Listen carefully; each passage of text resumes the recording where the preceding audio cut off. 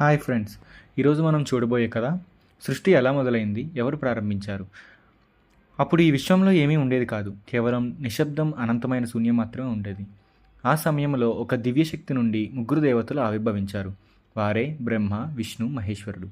మహేశ్వరుడు అనగా మరొక పేరు శివుడు. బ్రహ్మదేవుడు సృష్టిని ప్రారంభించాడు. చెట్లను, పర్వతాలను, నదులను, మనుషులను అన్నింటినీ ఆయన సృష్టించాడు. విష్ణుదేవుడు ఈ సృష్టిని కాపాడారు. ప్రతి ప్రాణికి ఆహారం, జీవం, ప్రేమ ఇచ్చారు. ఎప్పుడైనా ధర్మం తగ్గినప్పుడు విష్ణువు అవతారాల రూపంలో వచ్చి భూమిని రక్షించేవాడు. మహేశ్వరుడు అనగా శివుడు సృష్టి అంతమైనప్పుడు సమస్తాన్ని లయలో కలిపేస్తాడు.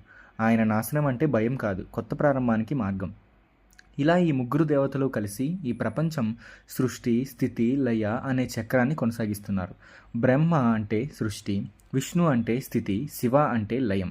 ఈ ముగ్గురు దేవతల యొక్క ఒకే శక్తి యొక్క మూడు రూపాలు. సృష్టి ఎప్పటికీ కొనసాగుతుంది, మొదలు, మధ్య, ముగింపు లాగా.